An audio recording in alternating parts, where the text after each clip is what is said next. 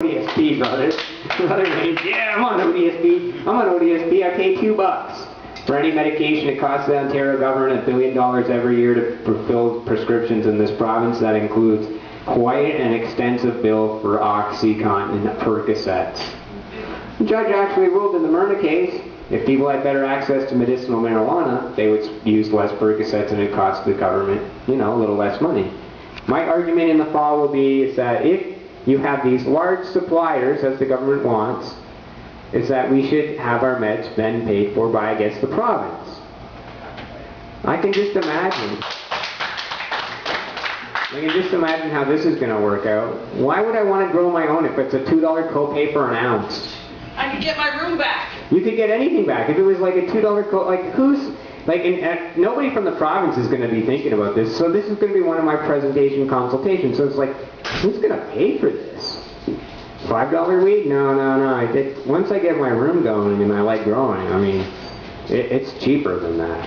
ODSP, a disability in Nova Scotia, just paid for someone to build a grow room for $2,500. I'm like, well, why don't they just... Well, I guess that's we'd rather have you fishing than teach you to fish than buy the fish for you. But what happens if they can't grow for themselves anymore? There's $2,500 down the drain. So those are ways that you can help, especially in these consultation process. In terms of my trial, people, we got a couple compassion clubs that have emailed me. I'd like to help. Yeah, we contacted you in the beginning of this and we asked for your help and you didn't really want to help. That was some of the blocks that we run into. It's like, all of a sudden, I can get lots and lots of witnesses. I could probably get 1,000 witnesses if I put the call out today. If I said I want witnesses, I bet you the new call out would generate over 1,000 people within a day or two. When we put our call out, we got 200 replied, and we ended up with 22. But if I put that call out now, and Paul and I both agree, if we put the call out right now, the amount of people that would contact us would be unbelievable. The amount of people that have contacted me since the ruling came out has been unreal. People who are like, their first sentence is, I'm not in the marijuana movement or anything, but keep going, man. Or my son, my father, my brother, my sister has got that illness and I want to help. And I get these emails and they're all lengthy and I usually write back, just thank you for your support. Because that's all I can. Like, thank you for that amazing letter and thank you for your support. That makes the last 3 years so much better. And that's how you can help, is, saying thanks that I did this, that's basically it. That's how you can help, is just saying, hey, thanks for doing this. And that's my presentation. Thanks. Thanks, Matt. Thank you, MERNAGH. Thanks, Matt. You're welcome. Cannabis champion of the world. You tell them, Freeway. That's the second time I've done this presentation, so if you have any questions, I can answer them. If anybody's got any, I think I got mostly everything. And I appreciate all my friends for coming out and seeing what I was up to.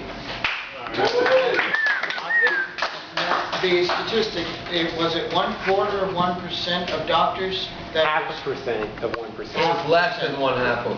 Less than 1/2 of 1%. Yes. Well then, maybe this stat will also help your case. I actually had a doctor who was willing to sign my forms. This is back in 2001. He was a CEO of a medical center, and it's some guy who never met me, with a BA in pharmacology, sent me a form letter back after having 50 pages from my doctor saying, we don't understand why you want to prescribe marijuana for your patient. And I never did get my license from them. I went through 2 years of messing around with them, and I thought, I've had enough.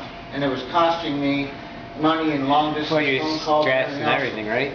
The stress of it. Exactly. But we had like tons of stories like that where a lot of, that's all our witnesses. Everybody had like, I tried to get into this program, here's what happened to me. Yeah.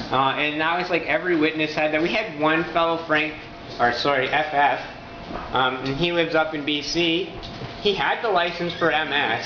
His doctor retired, and then he couldn't get a license. That's what happened to me. My doctor retired that did the application. They delayed it for over 2 years, and my doctor retired from business, and the new doctor wasn't interested in doing it.